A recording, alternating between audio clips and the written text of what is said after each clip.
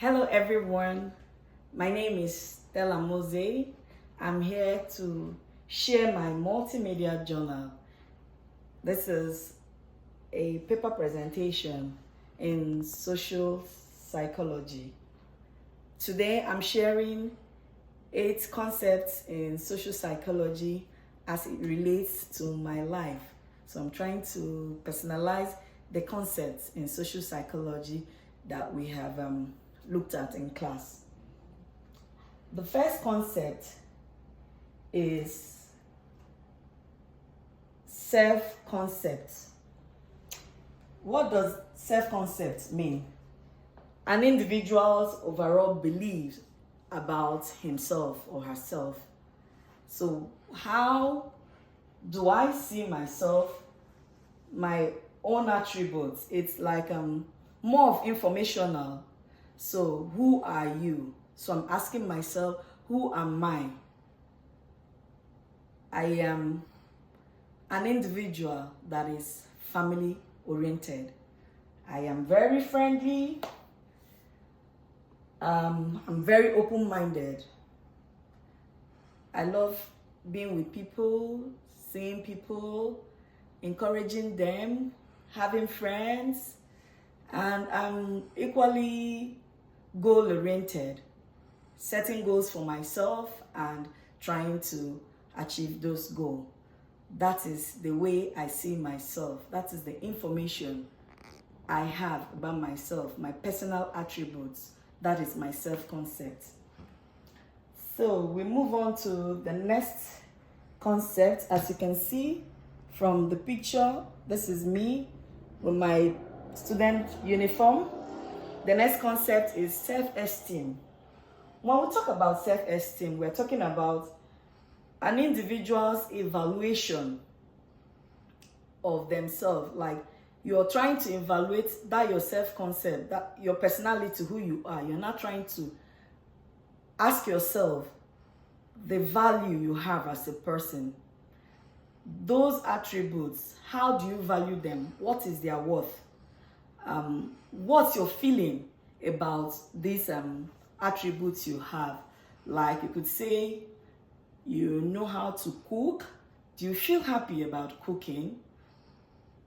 Do you do it with joy? You are proud? You are doing whatever you're doing. So from here, I am very happy about this. I feel very proud that I am studying practical nursing at Georgian College. And I'm excited about the fact that in a couple of years, I'm going to be a nurse. That's like my dream coming to reality. So I am very proud of the fact that I am a nursing student. So we move over to the third slide. Self-fulfilling prophecy. Self-fulfilling prophecy is the process by which people's expectation about a person will lead them to act in a way that will elicit that behavior, their expectation from that person. I remember back in my home country in Nigeria, I was very good at some artistic thing, braiding, sewing. My mother was a seamstress, so I used to help out. You can see me in this shop with my measuring tape and people's materials that we have to make for them. So more like, but when people come around, family and the rest, they will say you do better in healthcare. So when you enter university, why don't you do a healthcare job, a healthcare course? You are good at caring for people. So, and here am I today in a health program. So it is self-fulfilling prophecy that has turned out to be positive for me, because it was as if all their expectation and all their prophecies, I was now working towards making sure that I end up working in the healthcare profession. So like I just said, my family told me I would be good at caring for people, and today it has come to reality. I am studying practical nursing and hoping to be a nurse in the near future.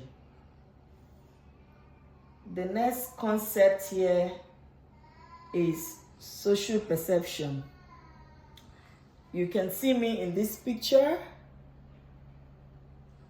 looking pregnant. Social perception is how people form impression and make inferences about you just by mere seeing you. You know, they look at you and they kind of create an impression about you, and from there, like, make their analysis. So from this picture, you can see that at first impression, you will think I'm pregnant. So the social perception here may lead to some attribution error, because people will judge me as a pregnant woman. Meanwhile, I am not pregnant in this picture. I actually attended a party with some friends, and we decided to spice it up a little bit. The next concept is social cognition. In social cognition, this is how people think about the social world, how people select or kind of interpret and use information, and how they judge with whatever they have interpreted. You know, sometimes we say the rule of thumb, the first thing that comes to mind, right? You don't even need to think deep to process it. Like, everybody will think, from this picture, we're in a restaurant, we went to dine at a restaurant. You will see, okay, let's go to a restaurant because it's big, it's an expensive one, so you could say their dish will be nice. But you may get to that restaurant and find out that it is not what you assumed. So social cognition is the way people kind of rely on their automatic thinking to process things or to pick information and act on it. But it's always good you go there to discover things for yourself. So that could be heuristic. Yeah, that's the term. That could be heuristic when you just use that rule of thumb to look at something or to judge something. Good restaurants serve good meals, but it might not be so. So in this social concept, I've learned that that automatic thinking may actually lead to error. The next concept here on cultural self-perception and self-presentation. You could see me with my colleagues on our group work. So in collectivism, people on that line of thought, or for people that grew up in that culture of collectivism, always feel it's good to work together. They're also family oriented, right? They are not like the individualistic that think about themselves. People from collectivism always think about the good of others, always promoting the goal of people around them. They are either the family or the people they work with. So sometime after a group work, maybe example, they may say analyze, try to assess the people you worked with. You could see people from the collectivism ideology trying to downplay their efforts in the group work. They promote others. They can even score the others higher than they score themselves. That's like modesty bias. But if it's people from individualistic ideology, they always think that, man, they did it, it's their own effort. They did it. They feel that if you want things to get done, do it yourself. But for the collectivists, it's not like that. They believe that group work makes it. You win when you work in a group. The next concept is counterfactual thinking. So here's a picture of my mom, the poster, burial poster, and when she was alive, we had a picture with my little daughter. Here am I, my mom, and my little daughter, like 3-generational picture. So for counterfactual thinking, that's the tendency to imagine alternative outcome to various events.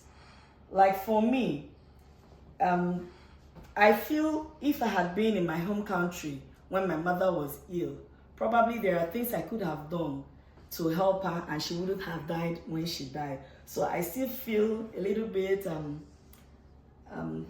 emotional about it sometimes, because I feel maybe if I were to be home, I could have undone some things. So but that's counterfactual thinking, believing that I could have undone a negative event, like in this case, the death of a loved one, my mom. The last concept is social influence. Here you could see some birthday cakes. We're celebrating a birthday. For social influence, impact of other people and attitude, and how it affects the way you behave or the way you act. Normally, I may not be someone, I love people I celebrate. I may not be someone who will go out loud to do big celebrations on birthday. But because we have friends who are doing that, we join them to celebrate birthday in a big way. So that's social influence. I've learned a lot from chapters 1 to 4 of the textbook in social psychology. It has affected the way I reason, learning not to judge people, understanding human behavior and why people act the way they act. And for myself, I'm not being conscious of the way I act too, because I know people are looking at me and the rest. So I've really learned a lot and expecting to learn more in the course of this social psychology program course. Thank you very much.